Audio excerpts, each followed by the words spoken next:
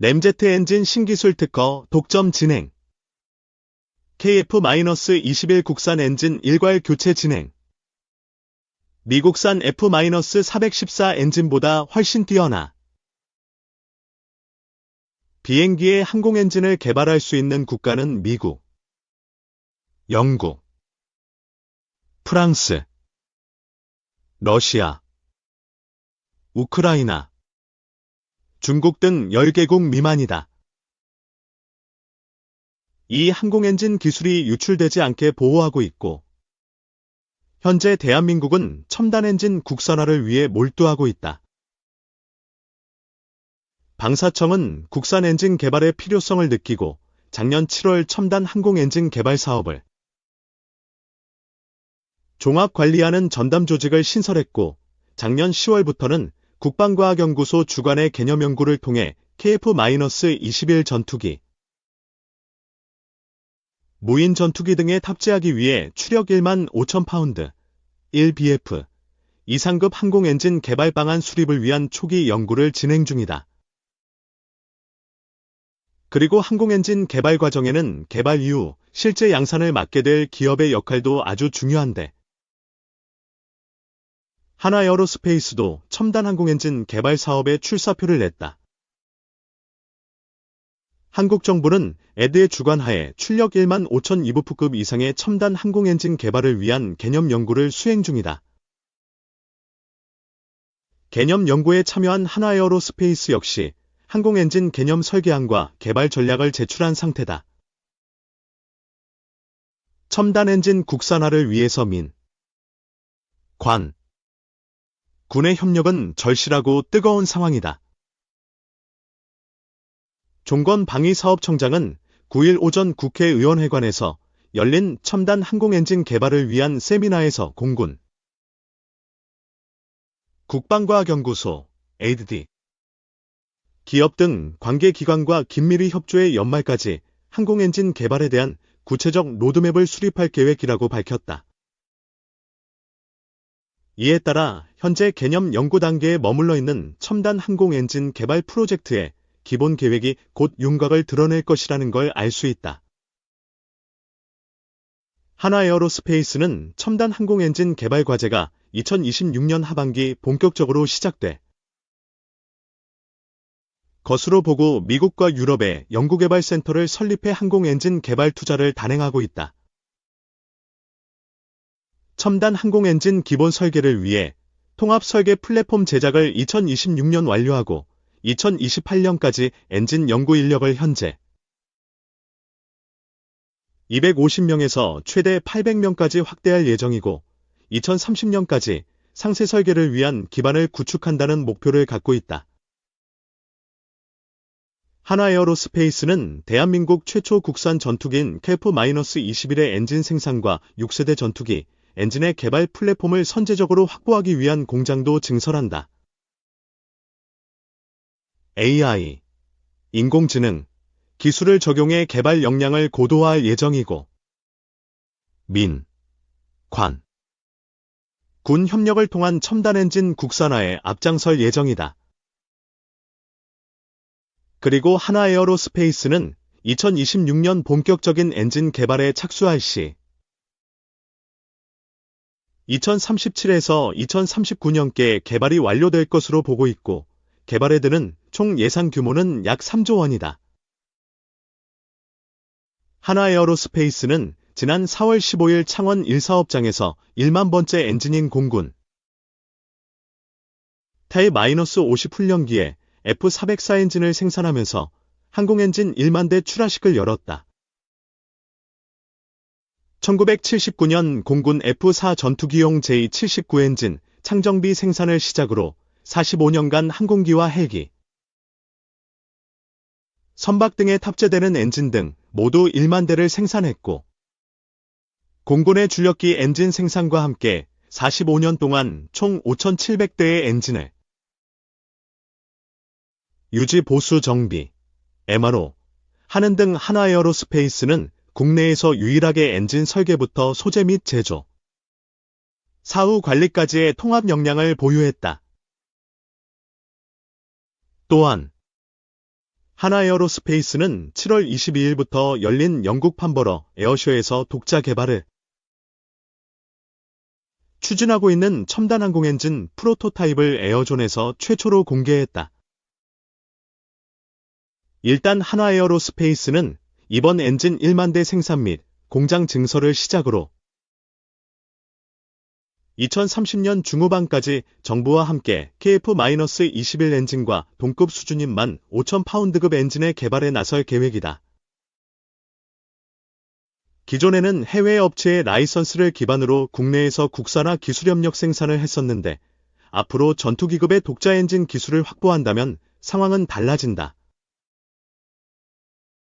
2029년경의 글로벌 항공엔진 시장의 규모는 약 150조 원이 넘어설 전망인데 그 시장에 진입만 한다면 대한민국의 미래 먹거리는 확실해질 것이다. 150조 원의 글로벌 항공엔진 시장의 규모에 성공적으로 진입한다면 항공엔진은 극소수의 국가만 보유한 첨단 기술의 집약체이자 항공우주산업의 주도권을 결정짓는 핵심 기술이기에 대한민국 국방력 강화에도 큰 힘이 될 것은 분명하다. 2. 공군 선 무인 후 유인 전투체계 구축, 통합 항공우주작전 수행. 공군은 첨단 과학기술 기반의 강한 우주공군을 미래 공군의 목표로 삼고 있다. 이를 위해 우주 사이버 등과 같은 새로운 영역에서의 군사적 활용성을 높이고 유무인 복합 전투를 위한 신개념 등을 마련하고 있다. 인공지능, AI 기반의 무인기 체계 활용도를 높여 유인 전투기의 생존성을 높이는 방향으로 전투 체계가 진화하고 있는 점도 특징이다. 공군은 강한 우주공군 미래상을 구현하기 위해 초연결 기반 지능형 전영역 통합 항공우주작전을 미래전 수행을 위한 기본 운영 개념으로 정립했다. 운영 개념의 세 가지 핵심 요소는 AI 기반 무인기 체계 운용, AI 기반 무인기 체계 운용과 전투임무기 협업을 위한 초연결 능력 강화, 인공위성 등 다양한 플랫폼과 시스템이 유기적으로 상호작용하기 위한 체계 통합 등이다. 이 같은 운영 개념을 기반으로 공군은 유무인 복합 전투 체계 기반의 기본 개념도 완성했다. 첫 번째 개념은 선, 무인 후, 유인 적용이다.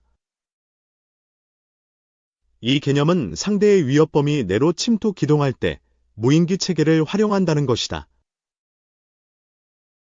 또 전투인 무기는 위협 범위 밖에서 생존성을 보장하면서 무인기 체계 통제 및 유인기 고유 임무를 수행한다. 두 번째 개념은 기능의 중복 분산 적용이다.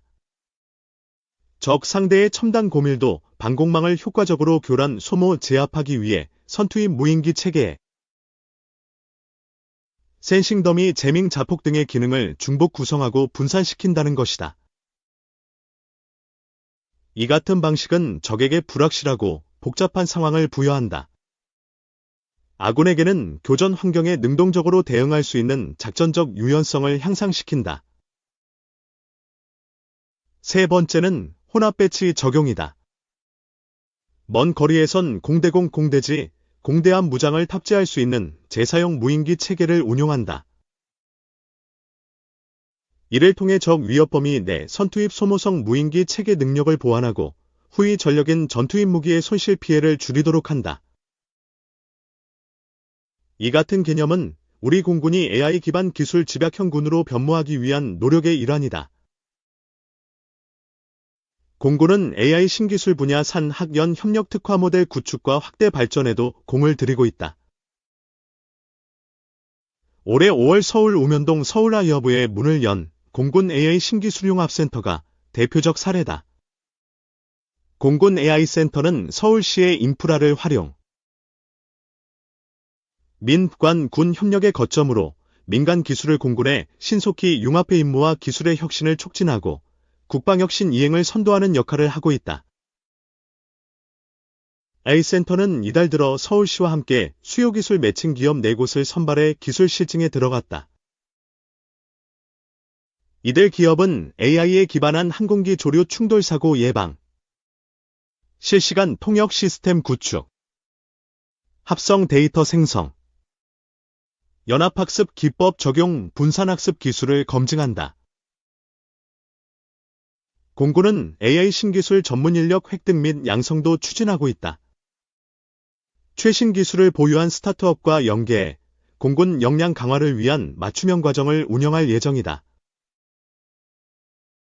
또 AI 전문 인력의 공군 입대를 유도하고 우수 전역 장병의 스타트업 및 협력기관 취업을 지원해 전문 인력 교류의 선순환 구조를 구축한다는 계획이다.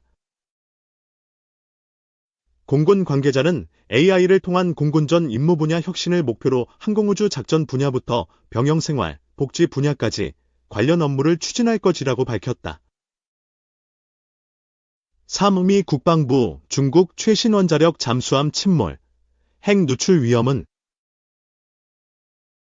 중국의 최신형 핵 추진 잠수함이 올해 봄 정박 중 침몰했다고 미국 국방부가 확인했다.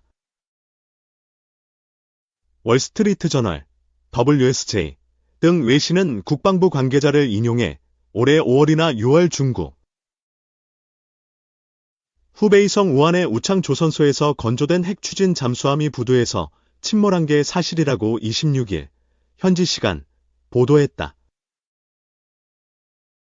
지난 6월 촬영된 위성 사진에선 우창조선소 부두에서 대형 크레인 4대가 잠수함을 인양하려는 것으로 보이는 장면이 확인된 바 있다.